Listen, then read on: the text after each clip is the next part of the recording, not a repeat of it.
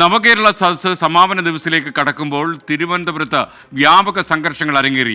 കാട്ടാക്കടയിൽ നവകേരള യാത്രയ്ക്കെതിരെ കരിങ്കൊടി കാണിച്ചതിന് യൂത്ത് കോൺഗ്രസ് പ്രവർത്തകരെ വളഞ്ഞിട്ട് ഡിവൈഎഫ്ഐക്കാർ ആക്രമിച്ചു.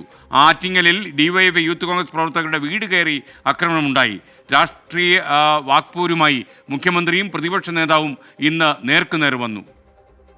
അടിച്ചാൽ തിരിച്ചടിക്കുമെന്ന പ്രതിപക്ഷം, ആക്രമിക്കാൻ വന്നാൽ അടി തുടരുമെന്ന ഇടത് സംഘടനകൾ. നവകേരള യാത്ര ക്ലൈമാക്സിലേക്ക് എത്തുമ്പോൾ സംഘർഷഭരിതമാണ്.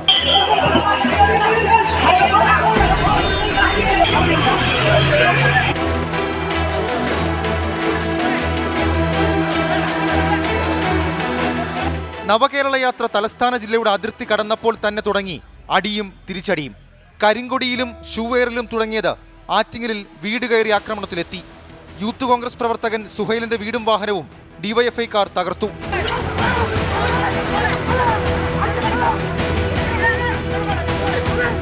പിന്നാലെ മണിക്കൂറുകൾക്കുള്ളിൽ ഡിവൈഎഫ്ഐ നേതാവും ആറ്റിങ്ങൽ നഗരസഭാ സ്റ്റാൻഡിംഗ് കമ്മിറ്റി ചെയർമാനുമായ നജാമിന്റെയും വീട് ആക്രമിച്ചു. കാട്ടാക്കടയിൽ പ്രതിഷേധവും സംഘർഷവും അതിരുവിട്ടു. അരുവിക്കരയിലേക്ക് പോവുകയായിരുന്ന നവകേരള ബസ്സിനു നേരെ കരിങ്കൊടി കാണിച്ചതിന് യൂത്ത് കോൺഗ്രസ് പ്രവർത്തകരെ ഡിവൈഎഫ്ഐ പ്രവർത്തകർ കൂട്ടമായി എത്തി മർദ്ദിച്ചു.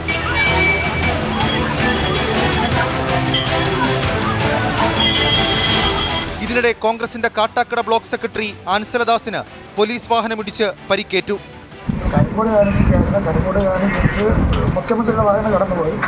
അത് കഴിഞ്ഞപ്പം അവിടെ ഡിഫിക്കാർ അടി തുടങ്ങി പാടി കിട്ടാതിരിക്കാൻ വേണ്ടി കുനിഞ്ഞതും ഈ വണ്ടി ഒന്ന് ഇടിച്ചത് വന്നിച്ച്. കുറ്റിച്ചലിലും മുഖ്യമന്ത്രിക്ക് നേരെ കരിങ്കൊടി പ്രതിഷേധമുണ്ടായി. ആക്രമണത്തിന്റെ മാനസികാവസ്ഥ അനുയായികൾ ഉണ്ടാക്കിയത് കോൺഗ്രസ് നേതൃത്വമാണെന്ന് മുഖ്യമന്ത്രി. നവകേരള സദസ്സിന്റെ ഭാഗമായി സ്ഥാപിച്ചിട്ടുള്ള നൂറുകണക്കിന് ബോർഡുകളും ബാനറുകളും എല്ലാം പരസ്യമായാണല്ലോ തകർക്കുന്ന നിലയെടുക്കുന്നത്. സാധാരണഗതിയിൽ നമ്മുടെ നാടിൻ്റെ സംസ്കാരത്തിന് തന്നെ ചേരാത്തൊരു നടപടിയാണ്.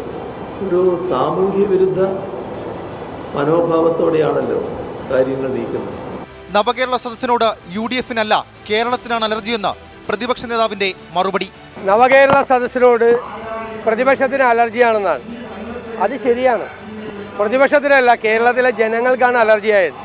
അടിച്ചാൽ തിരിച്ചടിക്കുമെന്ന് MM ഹസനും K മുരളീധരനും. ക്ഷമയുടെ നെല്ലിപ്പലക ചവിട്ടിയതാ.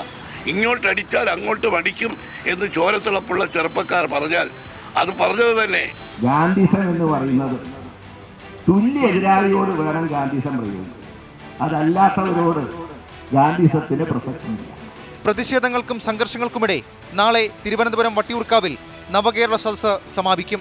വൻ ജനപങ്കാളിത്തമെന്ന മേനി പറച്ചിലിൽ നവകേരള യാത്ര പുരോഗമിക്കുകയാണ്. പാഞ്ഞെത്തുന്ന ബസ്സിന് മുൻപിലേക്ക് ചാടി പ്രതിഷേധിക്കുന്ന യൂത്ത് കോൺഗ്രസ്. ഡിവൈഎഫ്ഐ പ്രവർത്തകരാകട്ടെ പ്രതിഷേധക്കാരെ വളഞ്ഞിട്ട് ആക്രമിക്കുന്നു. കയ്യും കെട്ടി നോക്കി നിൽക്കുന്ന പിണറായി പോലീസ്. പാരൽ വേൾഡ് എന്ന പൊതുജനം മൂക്കത്ത് വിരൽ വെച്ചാൽ കുറ്റം പറയാനാകുമോ? ഷഫീദ് റൌത്തർ, 24 തിരുവനന്തപുരം. പൊതുജനം കഴുതയല്ല സാർ. നവകേരള സദസ്സ് തുടങ്ങിയ അന്നു മുതൽ പ്രതിഷേധങ്ങളും തുടങ്ങിയതാണ്. മുഖ്യമന്ത്രിയുടെ രക്ഷാപ്രവർത്തനം എന്ന പരാമർശവും വലിയ വിവാദമായി. ഒടുവിൽ പ്രതിപക്ഷ നേതാവിൻ്റെ അടിക്ക് തിരിച്ചടി എന്ന പ്രഖ്യാപനം യൂത്ത് കോൺഗ്രസിൻ്റെയും KSUവിൻ്റെയും പ്രതിഷേധ പരിപാടികളിൽ തലസ്ഥാനത്തെ പ്രവർത്തകരും പോലീസും നേർക്കുനേർ ഏറ്റുമുട്ടുന്ന സ്ഥിതിയിലേക്കെത്തി. തുടർന്ന് ഡിവൈഎഫ്ഐ പ്രവർത്തകരും യൂത്ത് കോൺഗ്രസ് പ്രവർത്തകരും തമ്മിലുള്ള സംഘർഷം വീട് കയറി ആക്രമിക്കുന്നതുവരെയായി കാര്യങ്ങൾ. അടിക്ക് തിരിച്ചടി എന്ന നയത്തിൽ മുന്നണികൾ പ്രവർത്തിക്കുന്നത് വോട്ടിന് വേണ്ടിയോ എന്ന് പൊതുജനങ്ങളോട് ഞങ്ങൾ ചോദിച്ചു. ജനങ്ങൾക്ക് എന്താണ് പറയാനുള്ളത് എന്ന് കേൾക്കാം. വോട്ട് കിട്ടാനുള്ള ഒരു മാർഗം പാർലമെൻറ്റ് ഇലക്ഷൻ ഇപ്പോൾ അടുത്ത കാലത്ത് നടക്കാൻ പോവുകയാണല്ലോ. എല്ലാ പാർട്ടിക്കാരും കോൺഗ്രസും ഇനി അതുപോലെ തന്നെ പരിപാടിയുമായിട്ട് വരും. കോൺഗ്രസ് എന്നല്ല, എല്ലാ രാഷ്ട്രീയ പാർട്ടികളും ഈ പാർലമെൻറ്റ് ഇലക്ഷനോടുകൂടി ഇതുപോലുള്ള കാര്യങ്ങൾ ചെയ്യും. കരിങ്കൊടി ഒരു കാലങ്ങളോളമായിട്ട് നിലനിൽക്കുന്ന ഒരു സമര രീതിയല്ലേ. കരിങ്കൊടിയുമായിട്ട് മാത്രം പോവുമല്ലോ കോൺഗ്രസ്സുകാർ ചെയ്യുന്നത്. കോൺഗ്രസ്സുകാർ അതിൻ്റെ കൂടെ വടിയും കൊണ്ട് തല്ലാനായിട്ട് നടക്കുന്നുണ്ടല്ലോ. അപ്പോൾ അതിനെ ഒരു പ്രതിരോധം എന്നുള്ള നിലക്കാണ് ഞാൻ കാണുന്നത്. അവർ അടിക്കുന്നതും ഇതൊക്കെ എന്ന് പറഞ്ഞാൽ പേഴ്സണലി അതിനോട് യോജിപ്പില്ല. കാരണം എന്താ വെച്ചാൽ അതിന് പോലീസുണ്ട് സത്യത്തിൽ. പിന്നെ അവർ ഈ പരിപാടി വിജയിപ്പിക്കാൻ വേണ്ടിയിട്ടാണ് അവരിത് ചെയ്യുന്നതാണെന്ന് ഞാൻ മനസ്സിലാക്കിയത്. മുഖ്യമന്ത്രിയുടെ സഞ്ചാരപഥത്തിൽ തടസ്സം നിൽക്കുന്നവരെ ആക്രമിക്കുകയും അടിച്ച് പരിക്കേൽപ്പിക്കുകയും മാരകായുധങ്ങൾ ഉപയോഗിച്ചുകൊണ്ട് അടിക്കുന്ന ഒരു വലിയ ഖേദകരമായ സാഹചര്യം ഉണ്ടായിട്ടുണ്ട്.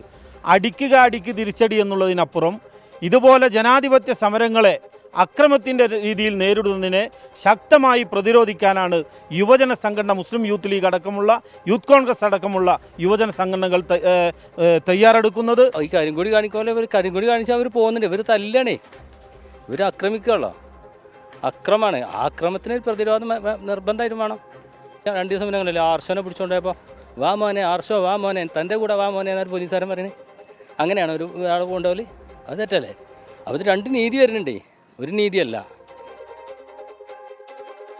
പുലാത്ര റഹീം പറയുന്നു, വിനീതയ്ക്കെതിരായുള്ള നടപടിക്കെതിരായി 24 ജനാധിപത്യപരമായി സമരം നടത്തിയാൽ ഞങ്ങൾ വരും. പോലീസ് എന്ത് നടപടിയാണ് എടുത്തത്? ജനത്തോട് വിശദമായി പറയൂ. പോലീസ് എടുത്ത കാര്യം നമ്മൾ ഒരുപാട് സമയം പറഞ്ഞു, ഇനി ആവർത്തന വിരസത ഉണ്ടാകും. എന്നാലും പെട്ടെന്ന് പറയാം. ഈ ഓടക്കാലി എന്ന് പറയുന്ന സ്ഥലത്ത് മുഖ്യമന്ത്രിയുടെ വാഹനവ്യൂഹം കടന്നു പോകുന്ന സ്ഥലത്ത് KSU യൂത്ത് കോൺഗ്രസ് പ്രവർത്തകർ പ്രതിഷേധിക്കാൻ ചെന്നത് റിപ്പോർട്ട് ചെയ്യാൻ എത്തിയതായിരുന്നു വിനീത VG. അപ്പോൾ അവരുടെ സാന്നിധ്യം അവിടെ കണ്ടതുകൊണ്ട് അവരെയും കൂടി ഈ ഗൂഢാലോചന കേസിൽ പോലീസ് 120B ഇട്ട് പ്രതിയാക്കി കോടതിയിൽ കൊടുത്തിട്ടുണ്ട്. കാരണം മാധ്യമപ്രവർത്തകർ ആരും ശബ്ദിക്കാൻ പാടില്ല, അവരുടെ വായ് മൂടി കെട്ടണമെന്ന് ചിന്തിക്കുന്ന ആരോ ചില ആളുകൾ പോലീസിലുണ്ട് എന്ന് നമ്മൾ മനസ്സിലാക്കുന്നു. നല്ല പോലീസ് സേനയാണ് കേരളത്തിലേത്. എന്നാൽ ഇതേപോലെയുള്ള ആളുകൾക്ക് പോലീസ് സേനയ്ക്ക് അപമാനവുമാണ്. മാത്രവുമല്ല 308 ഒക്കെ ഇട്ട് കോടതി ചെന്നപ്പോൾ തന്നെ കോടതി 4 പേർക്കും ജാമ്യം കൊടുത്തിട്ട് എങ്ങനെയാണ് വധശ്രമം നിൽക്കുന്നത്, റബ്ബർ ഷൂ കൊണ്ട് എറിഞ്ഞാൽ ആളുകൾ കൊല്ലപ്പെടും എന്നൊക്കെ പറഞ്ഞ് FIR കൊടുക്കുക എന്ന് പറഞ്ഞാൽ ഈ സേനയ്ക്കല്ലേ അതിൻ്റെ നാണക്കേട്?